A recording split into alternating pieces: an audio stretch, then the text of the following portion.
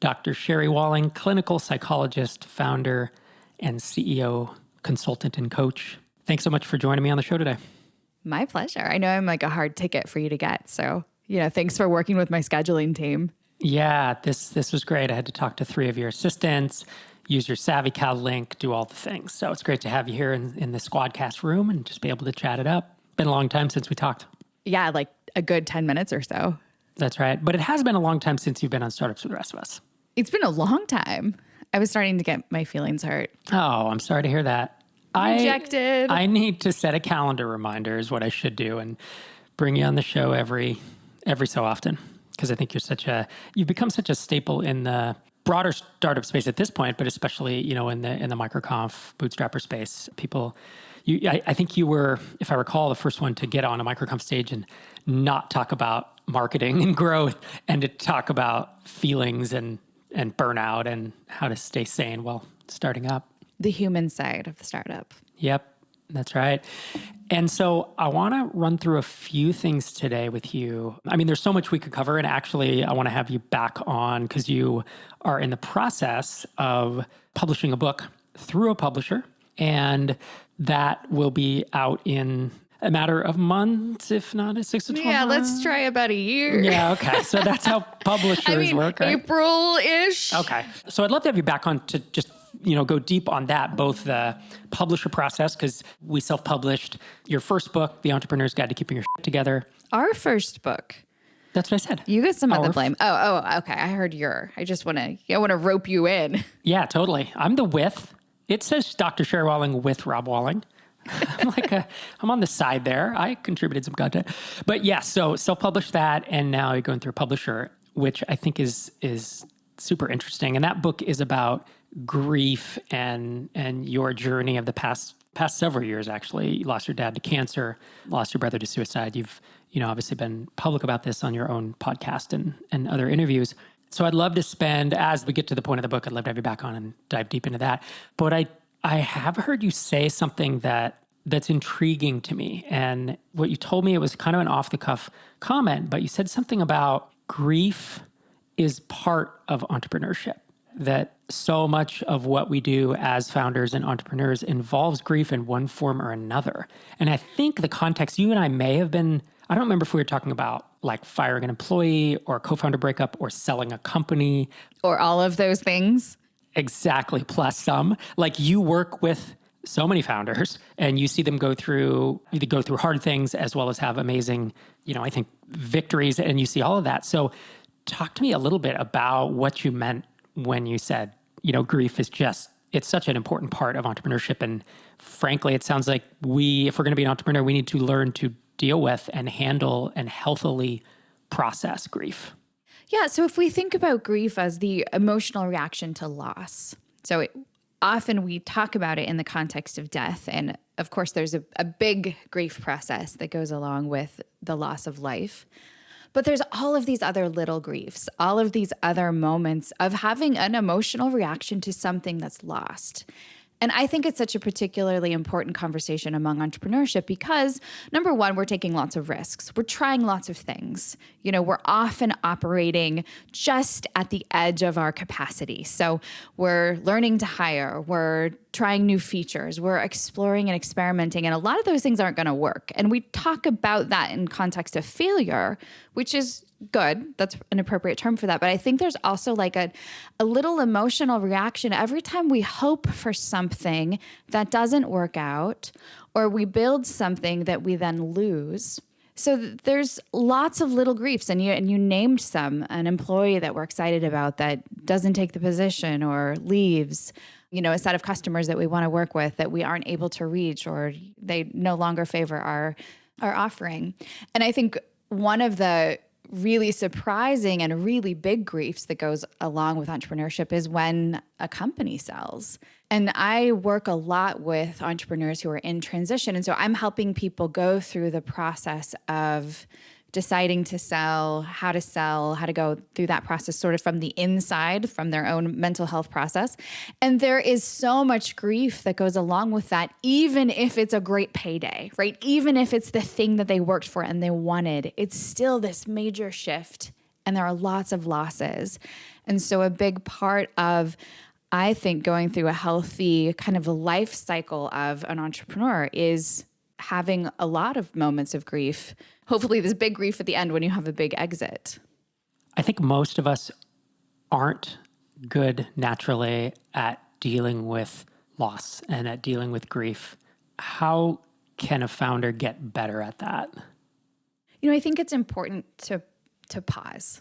And if nothing else, I think grief is an invitation to pause, to notice this thing that's lost, to give it a little bit of emotional attention, maybe to name it out loud, maybe to memorialize it in some way. So you think of an employee who's leaving, just the time to take and get a thoughtful gift, the time to say thank you, the time to say, hey, I'm really going to miss you around here. Those are small things, but they are grief processes, right? They're an acknowledgement of the emotional reaction, and they're ways that we extend appreciation and sort of honor the role that that person played in our life. How about going through an exit? What have you seen some founders do really well? And maybe how have you seen some founders not handle it as well? I think when it doesn't go well, it's because there's this, we both know this, there's so many logistical processes that go along with an exit. The paperwork, the negotiation, just the conversations with the lawyers, all of those things I think can eclipse the emotional part of like, oh my gosh, like I've been working on this company for 37 years. And now it's not going to be part of me anymore. And so when there's no space or time to think about that, I think is when people kind of get into some trouble. They don't recognize this real metamorphosis that they're going through. And so they do the paperwork, they go through the logistics, they turn in their keys, they sort of, not coming back to work on Monday, but don't really honor this huge change that's going on in their lives. And so those are the folks who come into my office 3, 6, 9 months later who are like, I'm lost. I don't know what I'm doing. I don't know what my direction is in my life. I had this big exit. I thought I had everything I wanted. And lo and behold, I'm really miserable. But the healthy alternative, or a healthier alternative, is to be very mindful and intentional about the external goodbyes that you're saying, right? All of the ways that you are leaving other humans, that you are disengaging or detaching from a brand or a business that you've built to outlast you, to have a life after you. And so things like, I know where you sit in your office, behind you is a picture of the Drip logo, and it's framed. It looks very lovely. I think it was given to you by the staff at Drip. And it sits there in your office as a reminder of, this is a thing that I built. This is part of me. It's a piece of me. And I've let it go. I have a new relationship. My relationship with this company now is one of memory, is one of reflection. It's not my active business anymore. But that sense of memorializing and being able to say, I fondly remember this, but I'm no longer so intimately tied to it as I was before, is, a little snippet of what healthy grieving looks like. Yeah, that's really insightful. I hadn't thought about that. But yeah, in a lot of videos, in the video snippets folks will see of this podcast on social media, you'll see the logo behind me with the original Drippy, the robot, his head. And he was, after we sold it, he was subsequently, what do you call it? Discontinued and replaced. But sad. Drippy. Bye-bye, Drippy. I still have the shirt with Drippy on it. But you're right. I look fondly at that logo now, and it's a good reminder. It's symbolic. Yeah, and I think symbols are really important, right? I mean, this is a tangent, but like Drip is also tattooed on your arm. Yeah, an image of the original logo, right? That doesn't look like a logo. It doesn't look like a logo. It's just a water droplet. And there was a very deliberate reason that I did that. And it's because, as you said, I mean, it was 5.5 years of my life. It is the longest, aside from, I guess, this podcast and MicroConf, it is the thing in my professional life that I've worked on the longest. It was the biggest part of has been the biggest part of my career so far. Mm-hmm. Yeah, it's good to remember it. It is like in memoriam, even though it still exists, right? I mean, I can drive to the Drip offices. They're like 15 minutes that way. And I still keep in touch with, well, I guess only maybe a couple people who work there now, but, and I still use the tool every day. I'm in it, but definitely don't have the connection I used to. One of the things that I was invited to do during the pandemic was to help a founder think through how to hold a funeral for his company. So the company didn't make it through the pandemic, and so they needed to close down. And we talked a lot about what ritual, what symbol helps people be able to grieve, sort of process like, man, this company is not going to make it.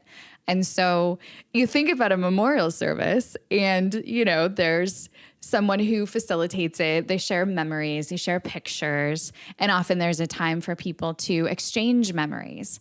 And so different employees were then invited to talk through the things that they learned and the things that they will remember about being part of that company.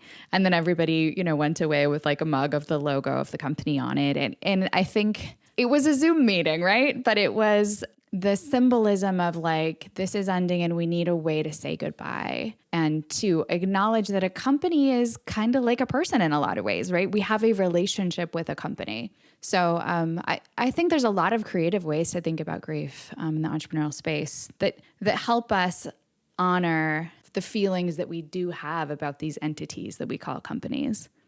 Yeah, and I like that you're talking about an exit as perhaps an element of grief, because normally you think of an exit as a big celebration, right? Because you have a liquidity event, and I don't know, there's just a lot of emotion and struggle around it. But I do think in the end, most of us consider, oh my gosh, I just sold my company for millions of dollars. That's a celebration. And to not also acknowledge the loss of that is a mistake. Well, it's both, right? And that's, I think, this category of emotional nuance that I'd love to bring into our conversations within businesses a little bit more, right? It can be a fantastic celebration, like, good on you, you sold your company, amazing. But also, there's some other loss that goes along with a great thing. This dovetails nicely into another topic I want to talk about with you, because you and I have a lot of conversations around founders and entrepreneurship and thought processes in your business as an entrepreneur, in my business, and then, in a lot of folks that I think we speak with through the podcast and whatever, through Tiny Seed and all that. And something that I've been having a lot of conversations about, and it seems to be accelerating, to be honest, is around selling your company, is around having an exit and deciding when to sell. And this started happening organically, and then I made an announcement on this podcast, like, this is such a life-changing thing to think through. If you're going to sell your company, ping me, and I will do a 30-minute chat with you. And I just made kind of an open offer. And sure enough, people took me up on it. And it was fantastic to hear from founders deciding, hey, I got an offer for $1 million for this thing. And someone says, I got an offer for $10 million for this thing. And I don't think it's worth that. What are my downsides? Should I do this? And fascinating conversations. And one thing that I have told several of these founders is, just because you got an offer it's not a good reason to sell your company. It almost feels like some folks, hey, since someone's courting me, I should sell. And usually I've told them that's not a good reason, but here are some good reasons to sell. You've gotten a huge offer that is maybe perhaps above market or above where it should be. And you just, maybe years till you get an offer that big again. And this is a good fit for you to sell. Like that, in my opinion, is a good reason to sell.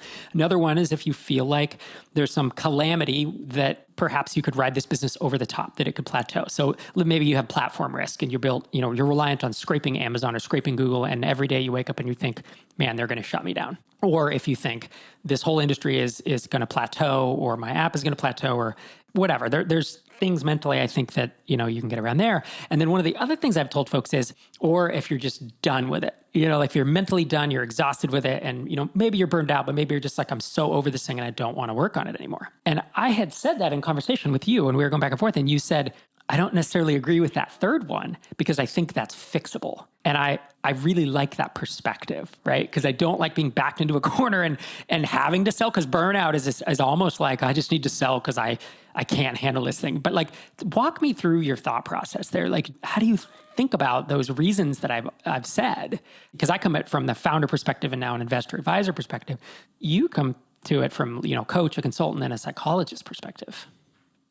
Yeah, I think we want to be careful about making really big decisions when we're tired, grumpy, burnt out, dealing with some depression, because those are temporary states.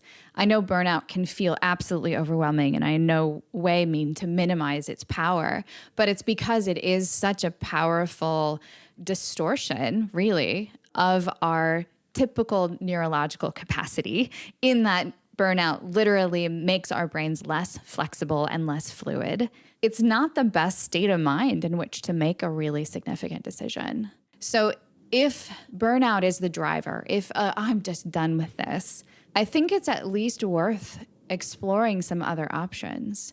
If you're done, you're done. That's, you can sell your company whatever you want. But if it really is this sense of like, I don't have the energy for this anymore, I think it's probably worth taking a sabbatical.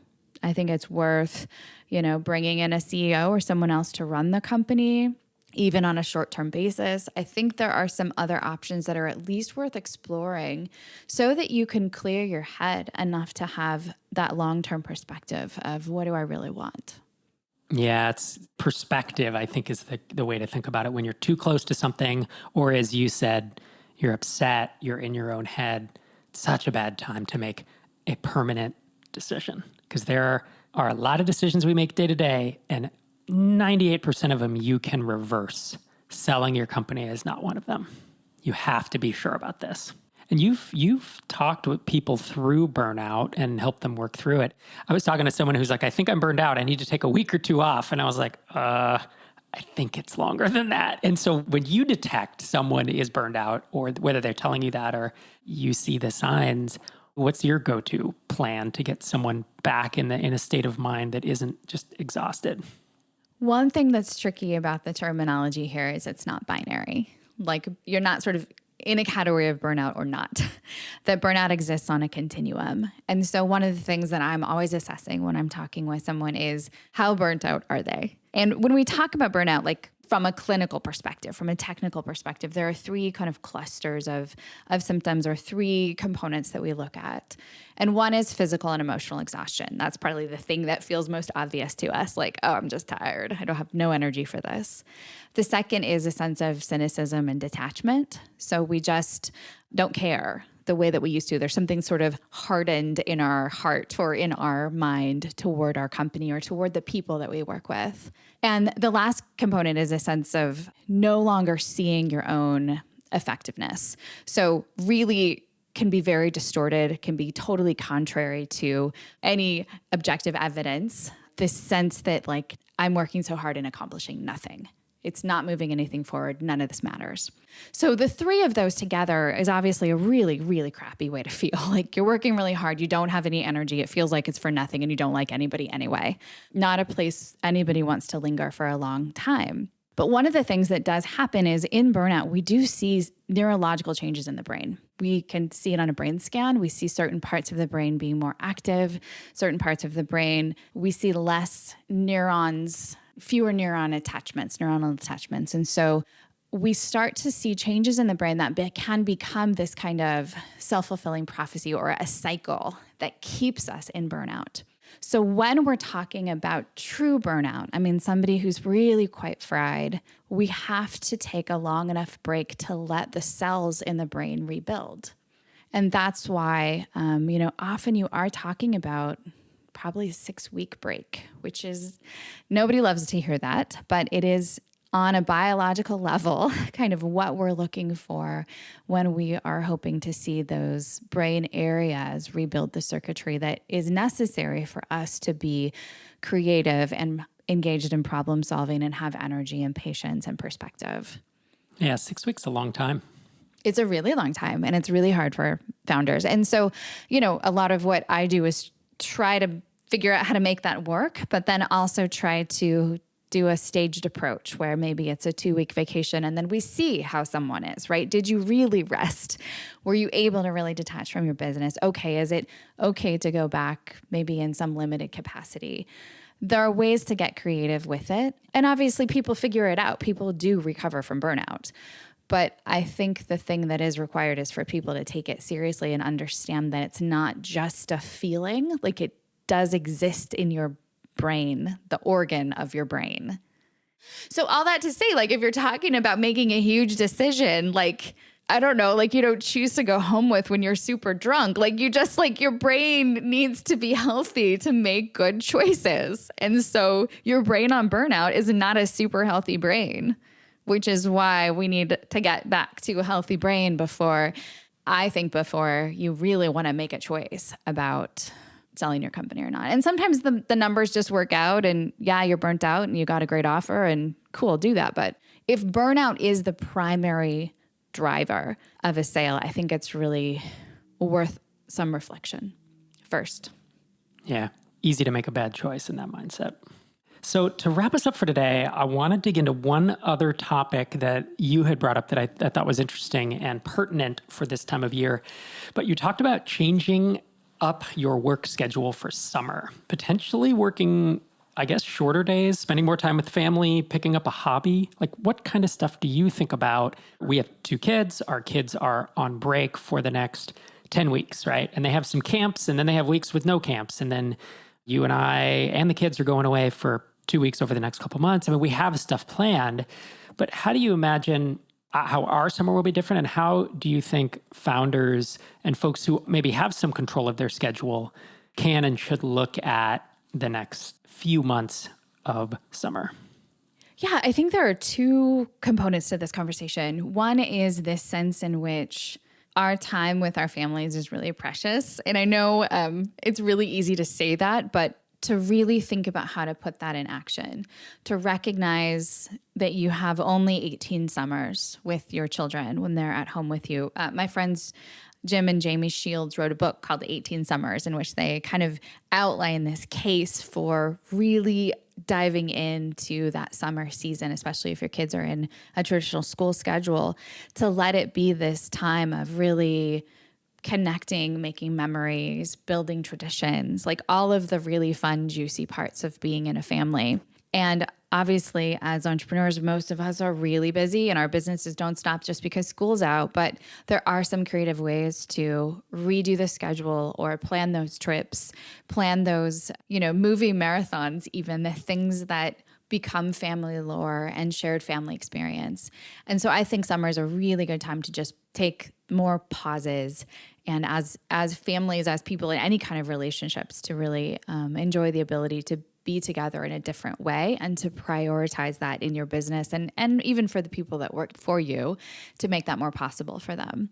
So that's one of the reasons, sort of the relational reason, that I think summer is a really good time to really consider changing up the schedule as a founder. The second reason is because we have a lot of wonderful research around how healthy and good it is for brains to have diverse exposure and diverse experiences.